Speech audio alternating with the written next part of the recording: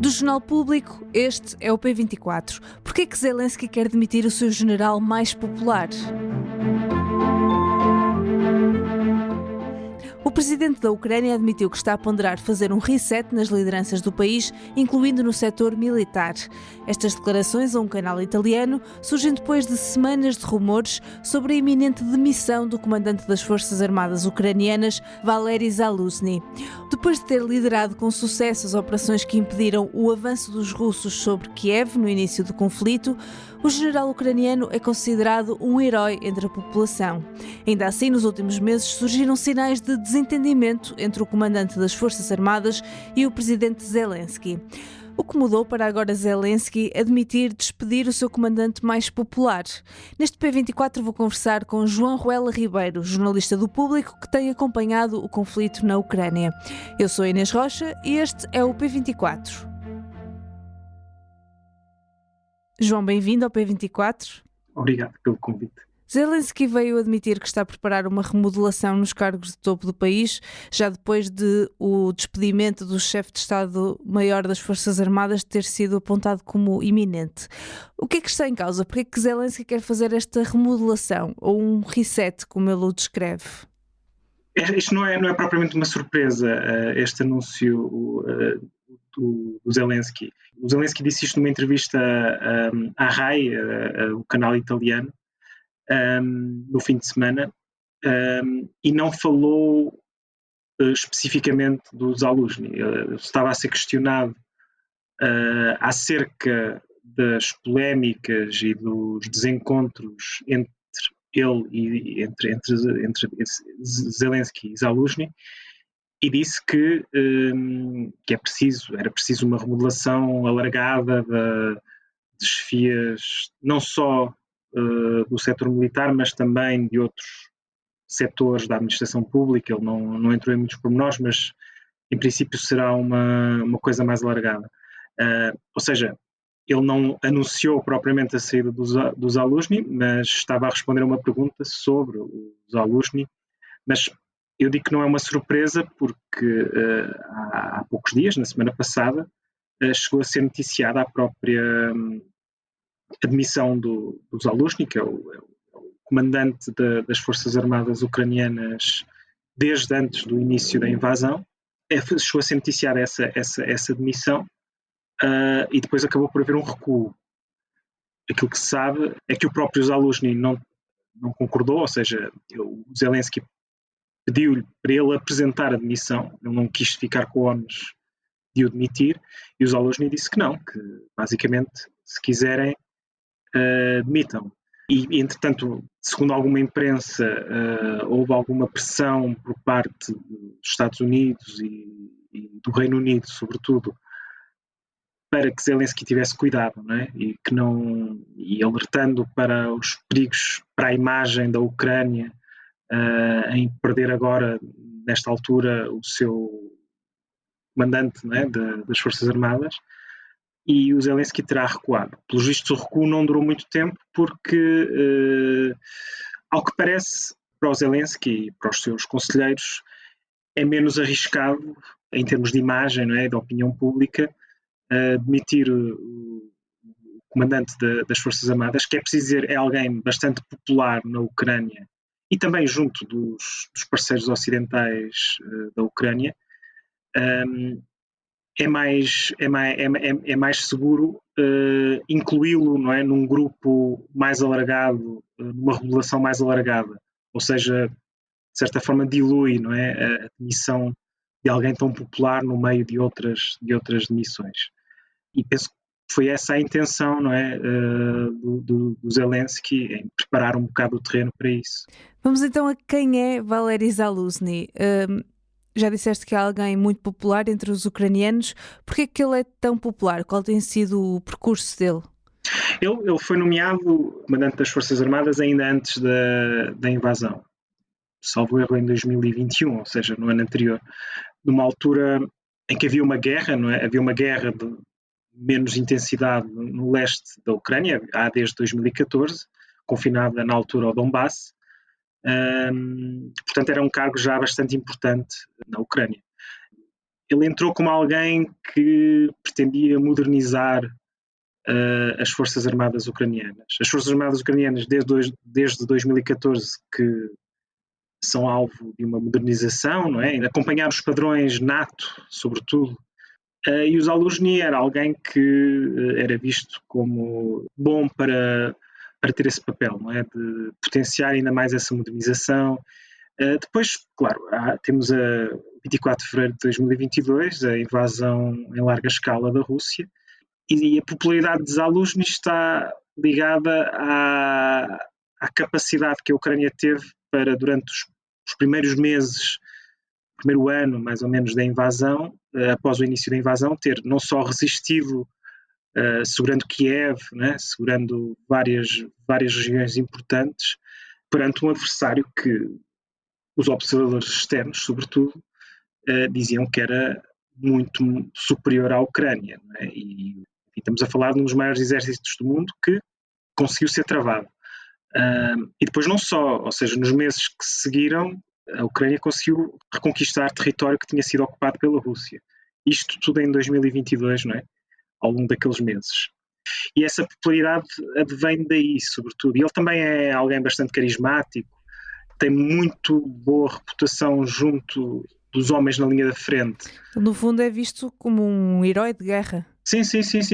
É um herói, é visto por muitos como um herói, como alguém acima de, e isto é muito importante na Ucrânia, alguém acima dos conflitos partidários e políticos, não é? É um militar, portanto, ou pelo menos para alguma opinião pública, imune à corrupção, imune aos vícios que os políticos, digamos, tradicionais têm e que na Ucrânia são bastante evidentes e graves.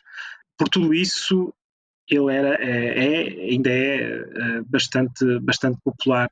Mas então porquê é que Zelensky o quer demitir, se é uma figura tão importante para a população ucraniana? As polémicas entre Zelensky e Zaluzhny já vinham há uns meses, talvez há um ano até, e estão sobretudo ligadas a alguns desacordos quanto à estratégia para a condução da guerra, especificamente, por exemplo, questões como o sistema de recrutamento militar, em que Zaluzhny, por exemplo, Zaluzhny e as chefias militares queriam uma abordagem mais, digamos, agressiva para aumentar a base de recrutamento, que é um problema na Ucrânia, não é? Que há agora, de facto, uma falta de soldados, de militares na linha da frente. E Zaluzhny e os chefes e as chefias à sua volta queriam castigos mais severos para quem furasse o regime de recrutamento. Isso foi um primeiro ponto, mas aquilo que desencadeou a grande ruptura entre os dois foi uma entrevista que o Zaluzhny deu à Economist, à revista Economist, em novembro, em que fez uma análise, digamos, bastante, talvez demasiado honesta da situação na linha da frente, e em que disse várias coisas que provavelmente o próprio Zelensky concorda, sobre como é difícil obter uma superioridade tecnológica numa guerra destas, por exemplo, reiterando as necessidades em termos de armamento que a Ucrânia precisava, e isso é uma coisa muito importante, ou seja, as necessidades que a Ucrânia tem idealmente deveriam ser supridas pelos parceiros ocidentais, mas digamos que o pecado capital, se podemos dizer assim, foi ter dito que havia uma situação de impasse na linha da frente.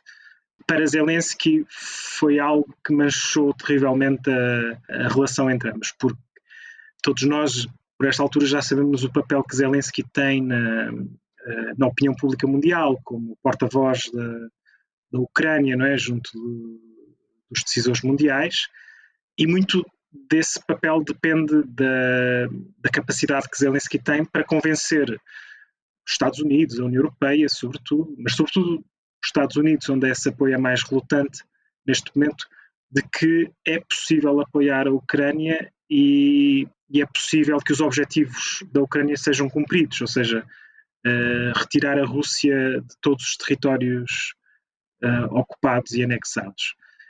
E essa convicção foi abalada, não é? Foi abalada, pelo menos na ótica do Zelensky, quando o chefe, o comandante das Forças Armadas, diz que há um impasse. Portanto, é uma questão mais política, de imagem da Ucrânia para fora. Sim, para o Zelensky isto foi uma diferença de fundo, não é? Na forma como se deve apresentar. Ainda por cima estamos a falar de uma entrevista dada a um órgão de comunicação estrangeiro. Portanto, toda a estratégia comunicacional do Zelensky passa muito por, e basta ver os discursos dele, a Ucrânia prevalecerá e iremos expulsar a Rússia daqui e conseguimos perfeitamente vencer a Rússia, dê-nos o que precisamos. Quando essa imagem é abalada, de facto, a convivência tornou-se praticamente impossível. Estamos a falar de novembro, portanto, 3 meses e pouco, 4 meses em que esta relação se foi degradando, não é? E depois, claro, há a própria situação atual, não é, que se vive na guerra, que é a contraofensiva ucraniana não foi bem sucedida, perderam-se muitos recursos, tanto humanos, sobretudo, mas também em termos de munições, de armamento, para nada praticamente. E isso, claro que também dá margem, se calhar, para o presidente do país poder também desfazer-se do número 1 das Forças Armadas. E agora sim estamos num impasse, porque está toda a gente à espera desta decisão de Zelensky. A acontecer esta demissão, quais poderão ser os impactos dela na guerra da Ucrânia? Sim, é difícil dizer. A verdade é que esta é provavelmente a altura mais frágil para a Ucrânia desde que a invasão começou, não é? A nível psicológico, por exemplo, há muito tempo que não há boas notícias e durante muito tempo não haverá, porque neste momento não há sequer meios para se ensaiar qualquer operação ofensiva, ou seja, ganhar território será uma coisa virtualmente impossível. Quanto muito poderá perder, e isso poderá acontecer. Há avanços russos em Avdiivka nas últimas semanas, portanto, psicologicamente é uma altura terrível para a Ucrânia. E politicamente também é bastante questionável. Para além de todas as razões que eu elenquei para os problemas entre Zelensky e Zaluzhny, também há, embora Zaluzhny sempre tenha dito que não tem qualquer ambição política, mas persiste o receio por parte de Zelensky e do seu círculo próximo que Zaluzhny se torne um líder político, não é? Ou seja, que use esse capital que foi conseguido como chefe militar, como comandante das Forças Armadas, para se lançar como o rosto da oposição a Zelensky, não é? Apesar de não haver eleições este ano, mas de qualquer forma seria uma má notícia, não é? Uma má notícia para Zelensky, seria uma má notícia até para o próprio clima de união que a Ucrânia conseguiu manter mais ou menos ao longo de quase 2 anos de invasão e que pode vir a ficar sob ameaça. Mas neste momento não sabemos, mas todos estes fatores vão pesar e vão ter alguma influência no que decorrer daqui para a frente. João, muito obrigada. Obrigado. Esta quarta-feira, o Público divulga mais uma parte da sondagem feita pelo Centro de Estudos e Sondagens da Opinião da Universidade Católica para o Público, RTP e Antena 1.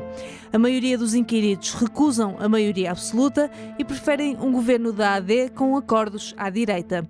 Saiba tudo na edição impressa ou em público.pt. É tudo por hoje. Neste episódio estive à conversa com o jornalista João Ruela Ribeiro. A música do P24 é da Ana Marques Maia. Tenham um bom dia e até amanhã.